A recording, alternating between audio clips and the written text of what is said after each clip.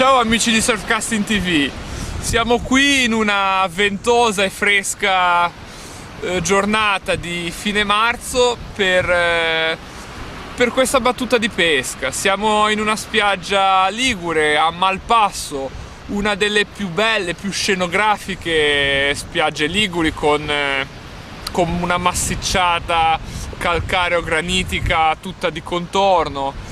Siamo a ponente di Savona, precisamente vicino a Noli. Una spiaggia profonda, sabbia a grana abbastanza grande. Proveremo a vedere cosa succede in diurna in questa stagione. Le mormore, qualche iniziale oratella, i primi pesci iniziano proprio a vedersi di giorno, poi andando più avanti inizieranno a mangiare in notturna. La spiaggia dove siamo oggi non è molto estesa, sarà lunga sui 300 metri rotti, diciamo. Ha una buona profondità, arriviamo a tiro di canna a 6-7 metri di profondità, forse anche qualcosina di più, nonostante sia una spiaggia sabbiosa, una cosa abbastanza rara. È discretamente ricca di pesce. Oggi è una giornata difficile, oggi c'è un forte maestrale, quindi in questa situazione in Liguria, in questa stagione, non è eccelsa. Potrebbe comunque dare del pesce. Ricordiamoci che siamo vicini a un'area marina protetta, relativamente vicini all'area marina protetta di Bergeggi, con imponenti scogliere, un posidonieto abbastanza esteso. Questo fa sì che tutta la zona limitrofa, come Malpasso appunto è, risulti particolarmente abbondante dal punto di vista dei pesci. Ovviamente lo è quando le condizioni sono un po' diverse da oggi, proveremo comunque a cavarcela. Abbiamo come esca principalmente arenicola, sono i gruffolatori la nostra mira principale, un po' di coreana, giusto per alternare un po' l'innesco, per vedere se magari si muove qualcosa anche a galla. Siamo qua, il fondale si mette velocemente e lo si vede anche proprio dal contorno. Queste pareti che abbiamo intorno si tuffano in mare molto, molto rapidamente. È un materiale poco erodibile, nelle ere geologiche il mare non lo ha scavato, non lo ha addolcito, sicché ci troviamo con questa perpendicolarità anche molto amata questa zona da chi pratica roccia, da chi pratica arrampicata. L'ambiente è bellissimo, le canne sono quasi pronte e montate, adesso spetta a noi vedere di cavare fuori qualche pesce.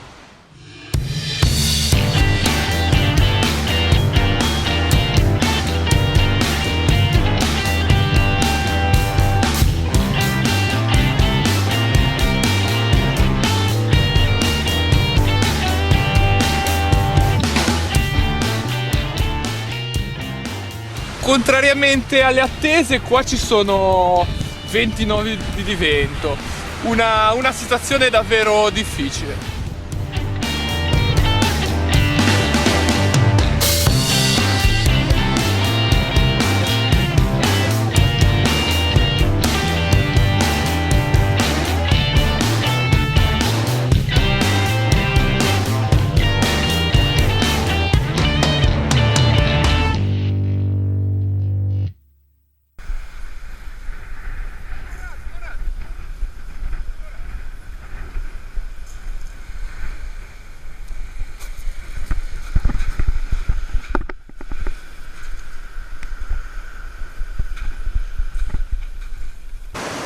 Ecco la prima cattura della giornata.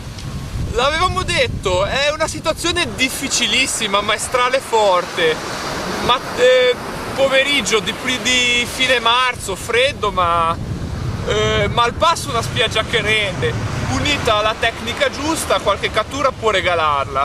Nel primo caso è un'orata al primo lancio, pescata a una distanza. Ora non lo so, c'è vento, la situazione è difficile, ho lanciato 150 grammi, abbastanza con forza, non un lancio particolarmente angolato, un side, Ed ecco, questo è il risultato. Ha mangiato sul verme coreano, addirittura aveva tanta renicola, un coreano, la renicola, l'orata ha mangiato sul coreano, probabilmente ha visto un innesco sostanzioso e ha preferito quello, è stata attratta da quello. Una orata catturata con una canna da 170 grammi, lanciato a buona distanza, al massimo delle possibilità che si potesse con queste condizioni di vento un po' laterale, un po' contrario. Vedete le folate che arrivano, bracciolo, un trave con 3 classici braccioli da 90 cm, un po' spessi perché le condizioni non sono soft, non si è andato tanto per il sottile, i braccioli sono dello 0,25, l'amo del numero 8. Un surfcasting medio fatto con inneschi corposi, anche se le esche non sono particolarmente selettive. Qua avevano detto un coreano, altre canne sono innescate ad arenicola. E ha boccato, a malpasso le orate ci sono, si sapeva, era una delle prede plausibili. Mi aspetto anche qualche mormora da questa giornata. Il pesce sarà sul mezzo chilo, speriamo non sia l'unico. Speriamo di portare a casa un bel bottino e di farvi vedere altre catture. Vento fortissimo, quasi una tempesta di vento, una maestralata come da queste parti raramente se ne vedono. Tra l'altro sto vedendo che hanno spiombato anche altre canne in questo momento, una beach ledgering lanciata vicino, infatti ora ha dato anche 2 testatine e anche un'altra canna lanciata a mezza botta, ora c'è da vedere quelle canne lì.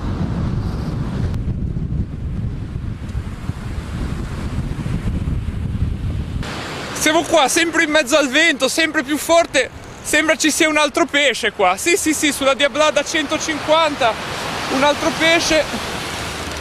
Eccolo lì, un'altra orata. Una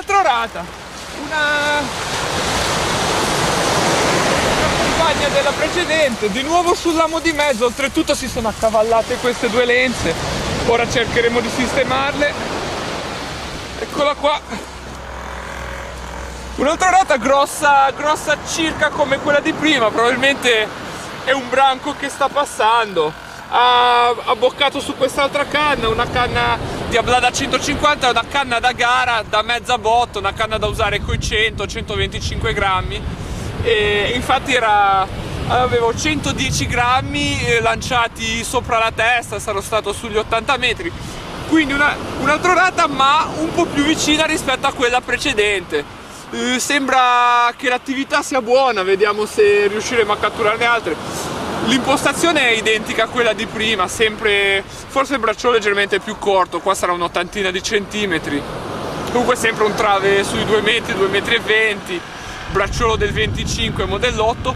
Stavolta l'ha mata sulla renicola, se l'ha spappolata tutta, qua l'esca è sparita, però era innescata da renicola quest'amo.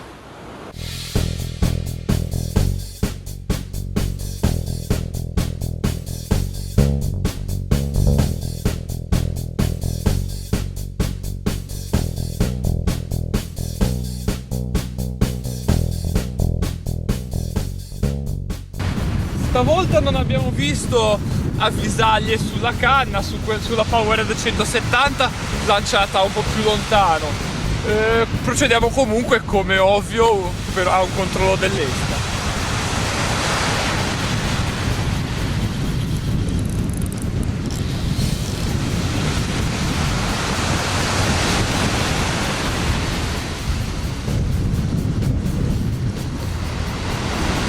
Sì, come previsto non ci sono pesci non hanno abboccato pesci e probabilmente il prossimo lancio tenterò di esasperarlo un po' di più, magari toglierò un amo sui 3 presenti e innescherò a renicola invece che un misto coreano a renicola, in modo da avere 2 inneschi più piccoli e più fluidi al volo.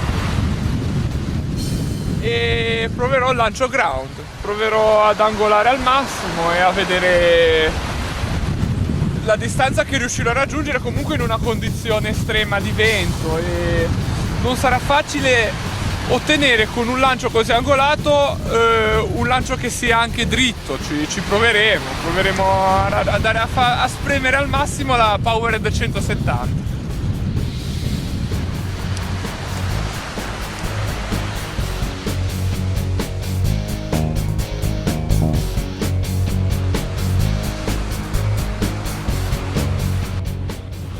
togliamo quindi il bracciolo più alto e inneschiamo con due fili da renicola, fili che siano sottili, ma quando si pesca, soprattutto con acqua fredda, come adesso siamo ancora a marzo, la temperatura dell'acqua, per calda che sia, potrà essere 15 gradi. Dobbiamo comunque mettere inneschi corposi che facciano molto odore, che attirino i pesci, anche quando l'esca non finisce proprio, non gli finisce proprio sulla testa, quando deve richiamarla anche da un po' da distante i pesci. Quindi a renicola, sottile, ma belli inneschi da renicola.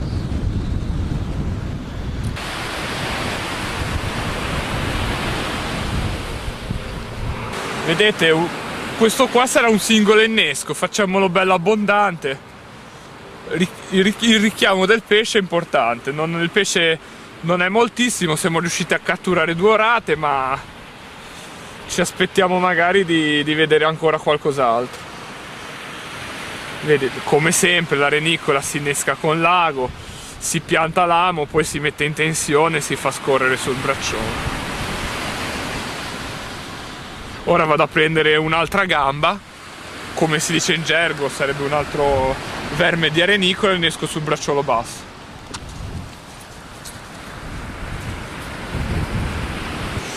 Con molta delicatezza facciamo scorrere la renicola. Il vento che c'è oggi ci rende difficile anche questa operazione, in genere molto semplice, molto rapida per chi è avvezzo a farla. Non era una renicola molto grossa, meno male che ho tenuto un pezzettino di testa della renicola precedente. Ora questo, che sono un pezzettino di testa prima più quella di adesso, crea un innesco comunque ben corpulento, proprio come quello che vogliamo.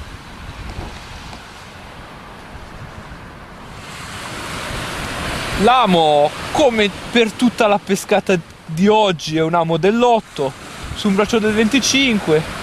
Vedete, io sono solito sempre fare una piccola treccina vicino all'amo. È un po' una deformazione agonistica. Spesso in gara vale qualunque pesce, spesso si cercano boghe, qualche volta possono capitare le salpe, ma anche le stesse orate con i loro denti. Sono tutti pesci che possono danneggiare il bracciolo. Ora il 25 probabilmente sarebbe un bracciolo resistente anche senza questa trecciolina. In gara spesso si usano fili molto più sottili.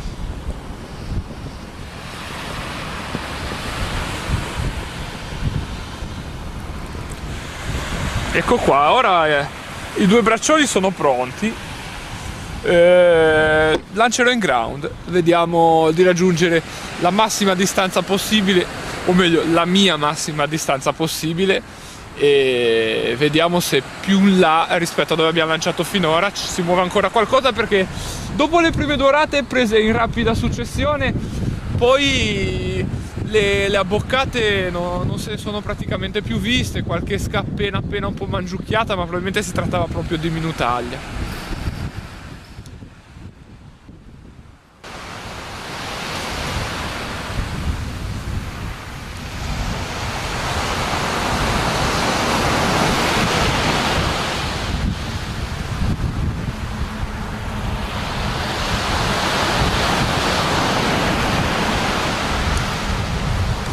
Ha risposto bene, non è mai troppo prudente fare il ground con una telescopica, a meno che non si è sicuri che la telescopica sia di ottima fattura e di ottima affidabilità.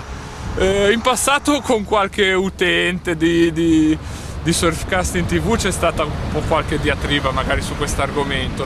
Io quando so che una telescopica mi dà affidabilità, so che l'azienda che l'ha prodotta è seria, mi spingo anche a fare il ground da pesca. Ovviamente non sono gesti estremi da pedana, fattibili magari con canne ripartite 2 pezzi, ma un ground in spiaggia da pesca è comunque un ground che stressa parecchio la canna. In questo caso la Power da 170 ha risposto molto bene, i metri sono usciti nonostante il vento sfavorevole. Quando uno è abituato a lanciare, e come molti di voi lo sapranno sicuramente, già dai secondi dalle frazioni di secondo addirittura che si sente la lenza uscire, si riesce più o meno a percepire se il lancio è stato un lancio che ha reso, che è uscito parecchio, oppure un lancio che invece non è arrivato alle distanze volute. Qua la lenza è uscita un bel po', vediamo se fuori si sono spostate le orate.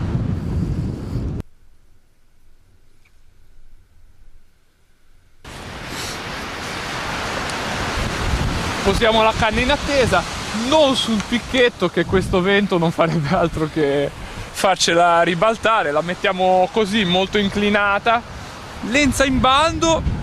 È un po' una mia mania per non far percepire magari le vibrazioni ai pesci, soprattutto quando c'è tanto vento. Funziona o no, non lo so. Io pesci in questo modo mi capita di prenderne, preferisco continuare con questa strategia.